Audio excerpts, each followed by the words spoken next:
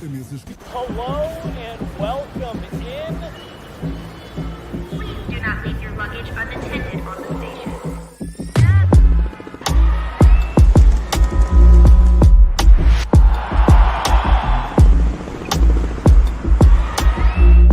Welcome to the show. Good morning, everyone. Happy Wednesday, my dudes. I had a kind of a rough morning. I dropped my laptop on my foot. So right now, under this desk, I have my foot with some ice on it. Here, I'll show. I'm not going to show you my foot. Not for free. You got to pay for that. Anyways, so good to have you here. I have a live audience today. My Dutch friend Wietse came in. He's visiting me for a few weeks. And he's become a huge Avs fan because we're watching all the games, of course. So he went to the game on Friday, the one against the Anaheim Ducks. Amazing game. In overtime, the first win for the Avs this season. It was great. It's great to have a new Avs fan from the Netherlands. And it's great to have him here now in the studio. So if you hear someone laughing, finally you'll hear someone laughing at my jokes.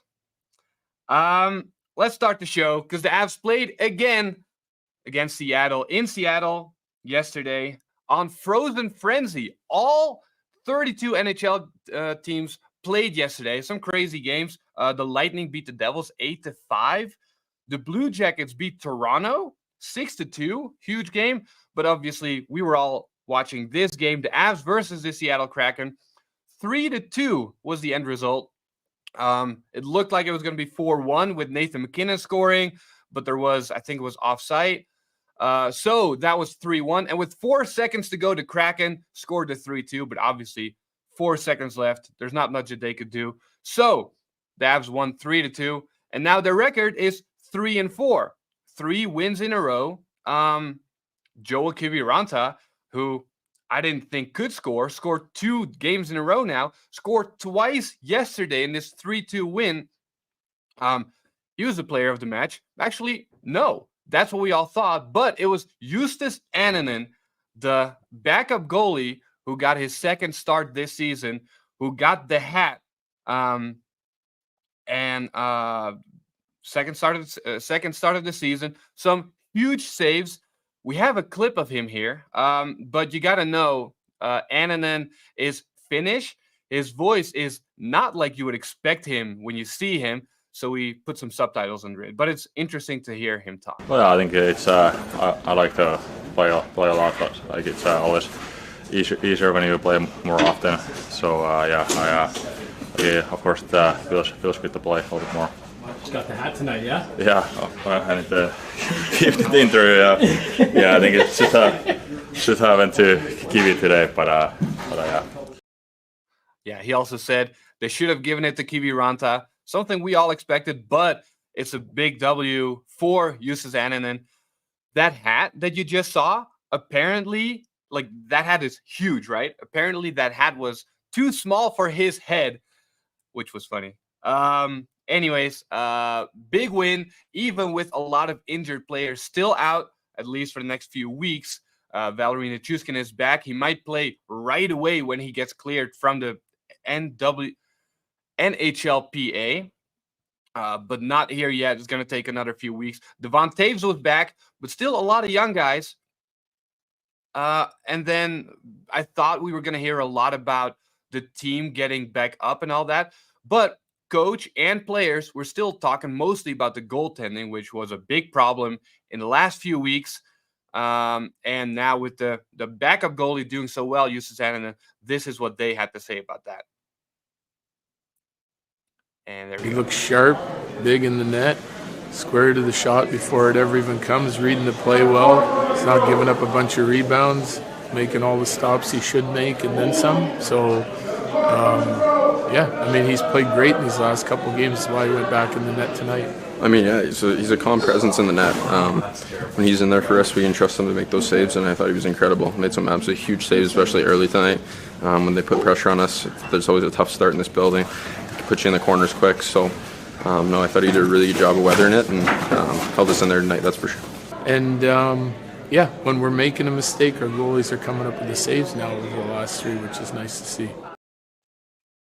must be tough for the first goalie, Alexander Georgiev, to hear that the coach is saying the goaltenders can stop mistakes now, stop pucks now.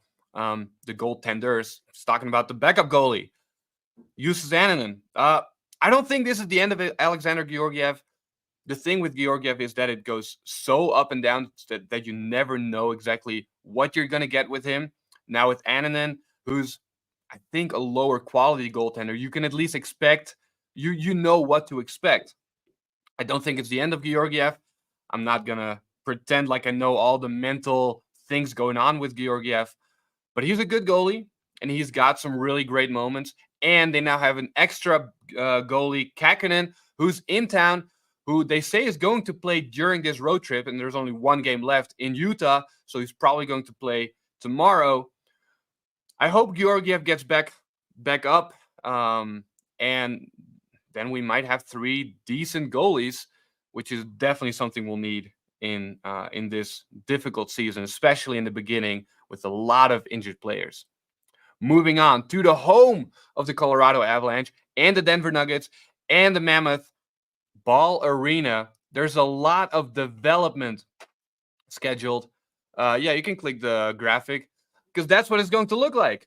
That's Ball Arena, and everything you see around it right now is parking. But Monday night, Denver City Council approved a redevelopment and rezoning of that whole area by KSE, Kroenke Sports and Entertainment, which is going to make it look like this. Huge difference. We have a clip here from Ball Arena on Twitter, and you can see how they promote this. The redevelopment of Ball Arena's surrounding area means an exciting new future for downtown Denver. It's a future based on connectivity, connections between teams and their city, connections between neighborhoods, and most importantly, connections between people.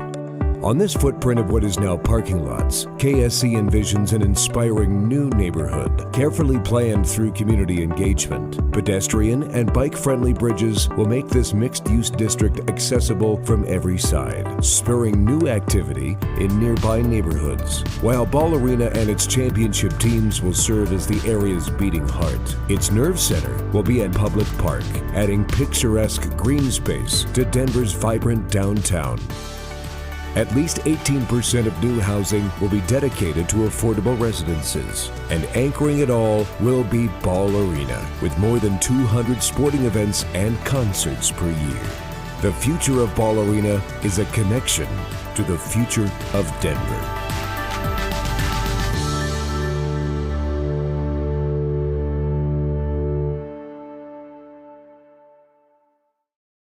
It's a long outro. I'm getting excited from this video, but I also think that by looking at this video, you're almost going to think that all Denver people are going to just get $10,000 or something. That's how big they make this out to be. And there's a lot of people that don't like what's going on. There's a lot of people that don't like what's going to happen in that area. There were restrictions on how high the buildings could be around Ball Arena. These are now gone. KSE, there's an agreement now with KSE to rezone and redevelop the whole area, creating a completely new neighborhood, which is dense, walkable, bike-friendly, pedestrian-friendly, with bridges to the rest of downtown. There could be up to 40 high-rise buildings there now. Opponents say that that would obstruct the view of the mountains. And there's people that say, where am I going to park? All the parking is going to be gone. And there's people that say, what about Elitch Gardens, the iconic amusement park downtown? No other city has an amusement park in their downtown skyline view. Here's the thing. New is scary for many people, and I get it. But Denver is not the Denver from 20 years ago. That's why I had that picture of the Denver skyline. This does not look like Denver from 20 years ago. The city is changing. People are moving into this city. It's turning into a major city, and the infrastructure has to grow with it. More and more people are moving to this city, whether you want it or not. I'm one of those people. I moved here just over 3 years ago. I'm sorry, but I'm here now. What are you going to do with it? you need to build more housing so that people can keep having affordable housing, which is a huge problem in Denver. 18% of those new builds are going to be affordable housing. That's huge. That's what we need. About the parking, there's going to be parking garages. Ever heard of it? You can park on top of each other and not use so much space. I always thought it was crazy. People are talking about the 15-minute cities being so bad and darn it and all that. You had to walk 15 minutes from the end of the parking lot to Ball Arena to watch the game. Why would anyone want that? I don't want to walk 15 minutes to watch the game. I want to be in and out. And now with all of that new development, I'm very excited about it. As for the obstructing of the view of the mountains, if you live in Denver and want a view of the mountains, there's two things you can do. Move closer to the mountains or stop whining. I'm sorry to say it, but Denver is not that close to the mountains that you can just expect mountain views. And the city is growing and we need the space. We need to keep developing stuff. Elitch Gardens then was already going to move, and it has moved before. Elitch Gardens, an amusement park, does not fit into a big city. And Denver, like I said, is turning into a bigger city. It's not the city it was 20 years ago. I'm part of the problem. You can be mad at me, but it's not going to change the facts. I do have to say, I was watching that video, and I don't really recognize anything I'm seeing. So this is a big change. There's so much that's going to be built there. Can we see that video again just for like 20 seconds just to see what we see? The redevelopment of Ball Arena's surrounding area means an exciting new future for downtown Denver. It's a future based on connectivity. Connections between teams and their city, connections between neighborhoods, and most importantly, connections between people. On this footprint of what is now parking lots. Yeah, so I don't really know what I'm looking at. That is parking right now. That is a huge difference, and it's going to be a completely new neighborhood, which is going to change the feel of the whole city. So I also get it. It's a big, major change. It's not something that we should take lightly, but it's going to happen, and I think it's a good thing. Let's move on. I have some short news, starting with European soccer. I have a Dutch friend here who watches soccer every day. We got to talk about some soccer. So Paul Pogba, who is a huge player for France. He was playing for Manchester United, now for Juventus. Actually, he's not playing anymore because he was suspended for using a banned substance. He was using testosterone in food supplements that he got from the USA, because we never know what's in our food here.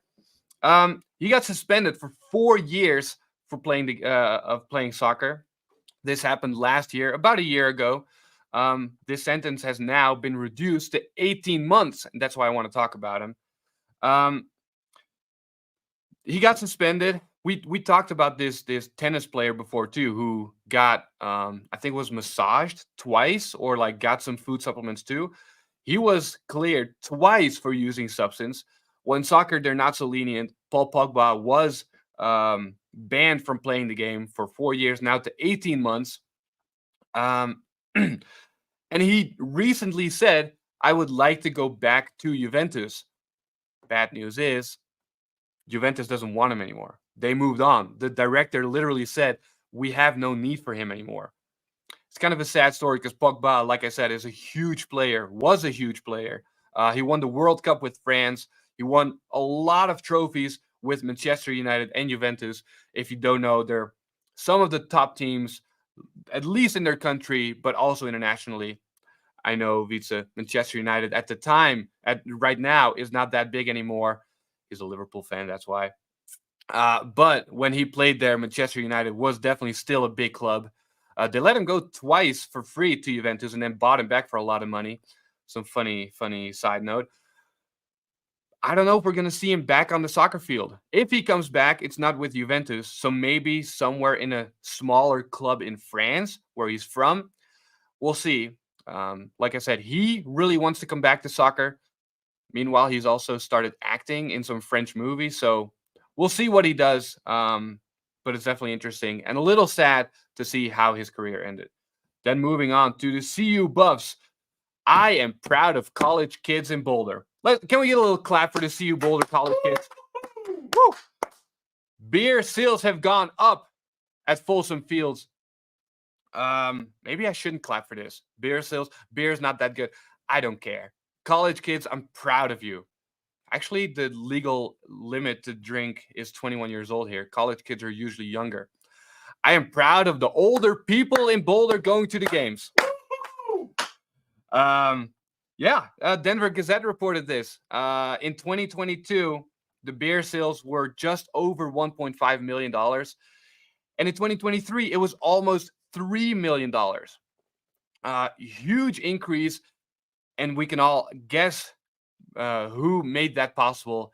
Of course, that is Coach Prime, who went to the CU Buffs in 2022, I believe. And he revitalized that whole program, but also revitalized beer sales. So college kids over 21 years old, I'm very proud of you. No, it's a little bit of a joke, guys. I feel like if you're in college, you need to be able to party a little bit. It's your young years. Eventually, you'll get hangovers from 3 or 4 beers, me included. So live life a little bit. I think this is funny. I think this is great. This is what college is about, and it was some cool news. Then moving on to what happened in this studio yesterday, Nicole Hensley came here with the Walter Cup. For those who don't know, Nicole Hensley plays for the Minnesota Frost, which was first called the PWHL Minnesota because they didn't have a name for their teams yet. The PWHL is the NHL for women. The big professional women's hockey league is what it stands for also. Last year was their inaugural season, and Nicole Hensley, Colorado native, goaltender, USA goaltender, won the Walter Cup. And yesterday, she was in this studio with the Walter Cup. She has her day with the Cup yesterday and this morning. And I want to show you a little clip of an interview that Megan Angley had with her yesterday in those seats right there. I think it was pretty clear right from the outset for our team. Game 1 in Minnesota against Montreal.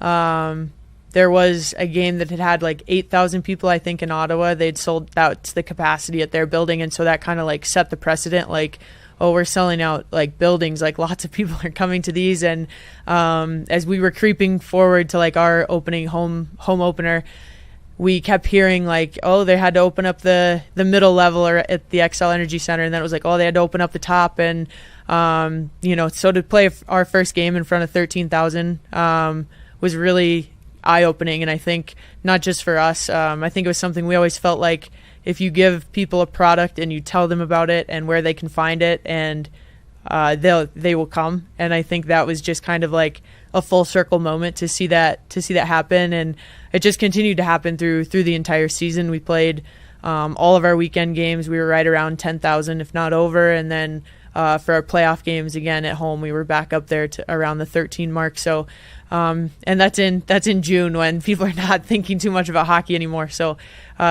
it was crazy to see. There were so many sellouts all over the league and felt like we just kept playing in bigger venues and people just kept showing up. And so we're excited to continue to build on the momentum.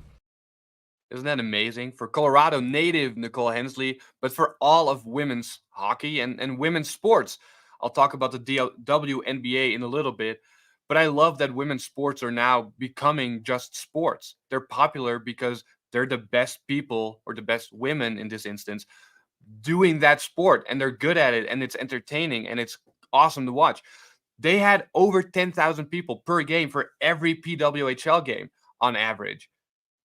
I love that. I love how big women's hockey is becoming, and I loved having the Walter Cup here. It felt really special. I know it's just the first year. It doesn't have the whole history of a Stanley Cup or whatever, but it felt like something really special because in 10 years, that is going to be history. And the first ever Walter Cup was in our studio right here. Very special. Moving on to some other news. LeBron James made history yesterday as the first NBA player for making a teammate Right? Yeah, that was funny. Thank you, Ruben, for laughing. We should add a laugh track here because Vitse isn't laughing hard enough. LeBron James playing with his son, Bronny James, yesterday in the Lakers game against the Minnesota Timberwolves. It was in the second period when they both came on. A very special moment. You could see everyone taking their cameras out, filming. They had to be quick, though, because Bronny played exactly 3 minutes, had 1 rebound, and 0 points. So we make this whole story really, really big, which obviously it is. It's arguably the best NBA player ever with his own son, because he is still in such a good shape that he can do that and he can play until his own son made it to the league. But Bronny is not that good. We can say that now, right? We can cheer for this moment, and we can still say that Bronny just isn't an NBA level, an NBA caliber player. He's going to play most of his games at the G League. It sort of felt like almost a photo op, like after 3 minutes, okay, Bronny, come off. That was it. That was the moment. We're going to just keep pushing that all over the social media and stuff, and we're not going to mention that you played 3 whole minutes. I didn't even know it was whole minutes. Still a really cool moment. Like I said, we can still cheer for the fact that it happened. Really cool. But let's also just move on from that now. This is something we've been talking about for months now. It happened. All right, let's keep going with actual basketball now. Nuggets are playing tomorrow night. Let's talk about that. Well, let's talk about that tomorrow because we have some other stuff to talk about. Capital One Arena in Washington, D.C. is being bought by Washington, D.C. This is a very interesting story. Capital One Arena is the home of the Washington Capitals, NHL, WNBA Washington Mystics, and the NBA Washington Wizards. Wait, Ruben, Washington Wizards, that's an NBA team? That's literally that. I've never heard of those guys. Well, there's a reason, because they're really bad. But they're an NBA team. They play in the Capital One Arena, which needed to undergo a lot of construction, renovation. And the teams and the owner, which is Monumental Sports and Entertainment, wanted to move all those teams to Virginia. There were a lot of talks to do this, to move all of that to Virginia, to Alexandria. That would have been a big move away from DC. They would have lost 3 professional teams all at once from one owner, Monumental Sports and Entertainment. But with a lot of lobbying, pushing, politicians coming in between, they found a way to keep them in DC and to keep them in Capital One Arena. That means a lot of renovations, though. The way they did it is they are selling the stadium to Washington, D.C. for $87.5 million, which is not a lot of money. And D.C. is putting $515 million into renovating the stadium. The teams or the owner is going to release the stadium from Washington, D.C. And they're also going to spend $285 million themselves into this renovation of the stadium. Plus, the $87.5 million that they're getting from selling the stadium is also being put into the stadium. It's an interesting construction to do this, I guess. But that way, DC was sure to keep the teams in DC, which is obviously huge for the city. I'm curious what the stadium is going to look like, because that is a lot of money to renovate all of that. We'll see. Then I have one more story that I want to talk about today, which is the WNBA. The season is over. The New York Liberty are champions. Well, that's old news. We already knew that. We're not done talking about the WNBA, though. Angel Reese came out saying that her $73,000 salary is not enough to pay any bills, and she's not alone. Many things are happening here. The WNBA had a record season with so many views, so many eyes on the court, but also on the players. Caitlin Clark, Angel Reese, both rookies, really elevating the level of play in the WNBA, but also the amount of people talking about it. But the league also lost $40 million this year. And that is $10 million better than the $50 million that they expected to lose this year. Meanwhile, the players are saying they're not making enough money kind of to do this. Angel Reese, one of the biggest players, went to Instagram Live and talked about it. I just hope y'all know the WNBA don't pay my bills at all. I don't even think that pays one of my bills. Literally. I'm trying to think of like my rent for where I stay at. I'm gonna do the math real quick. It might cover that. Yeah, It definitely covers that. What is I don't even know my salary. 74? Okay. Times. Here, I'll do it. Yeah. I don't even know my salary. Does it? Let me see. You don't even. Yo! I'm living beyond my means. It's like. Yeah. So I said 73,000 and then 75,000. Her salary is 74,000. According to her, she thinks, maybe, not sure. I should add that she lives in a $8,000 a month apartment in Chicago, and that she has many, many endorsement deals with which she pays all of this. I don't know what it's like to be a superstar athlete. I don't know what it's like to be at that level of being recognized everywhere. So I'm guessing you probably can't live in a simple apartment building that I used to live in downtown Denver, where you just walk down hallways and your neighbors can walk up to you or whatever. I don't think that's possible. I do understand money though, and $8,000 a month, if you make $74,000 a year, that math doesn't add up. And if you then come out as saying that you're not making enough money, that might be a little bit on you too. I don't think you can spend more money than you make. Well, actually, in this country, you can, of course, with credit cards and stuff. I can't judge because there's a lot of people who have never been financially educated. So it might be difficult if you're suddenly making a lot of money. If you're a superstar, I guess you can make those kinds of decisions. But then coming out and saying that you're not making enough is kind of on you also, I guess. Now, WNBA players in general want to opt out of the CBA, the collective bargaining agreement. They all say they want more money. Like I said, the WNBA lost $40 million this year. So how are you going to do that? Well, I do understand where they're coming from. Guess how much percent of the revenue of leagues goes to players in the NBA, the NHL, NFL, all those leagues? 50%. 50% of all the money being made in those leagues goes to the players directly. Steph Curry makes $51 million a year, for example. In the WNBA, just over 9%. That is nothing compared to all those other leagues. So I get why, as players, as a players association, you want more of that revenue. I totally get it, especially with the league increasing in popularity.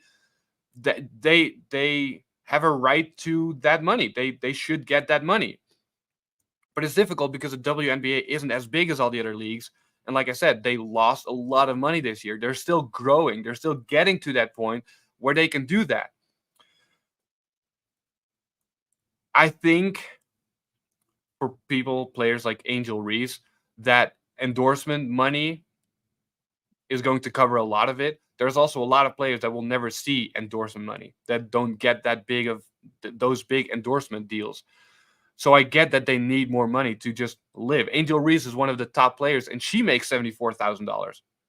The highest paid player in the WNBA makes $250,000.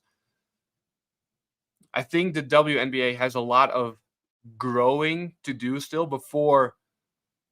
I mean, this happens in a lot of smaller leagues. The players need to be able to do their job, and if they're not paid enough, they can't do their job. I totally get that, but there's still a big jump to make to making enough money in the WNBA as the WNBA to then being able to pay that out to the players. Let's hope that happens soon, because I'm cheering for women's sports to become more accepted, more normal, just a sport to watch. That was all I have today. We have off field at 11. We have Word of Harris's, a new episode out today. Shelby Harris sticks it up for his teammate Deshaun Watson, so very interesting to watch. And Nicole Hensley, like I said, was here yesterday, and that full interview can also be found on our YouTube. Thank you guys so much for watching, and I'll see you guys next week.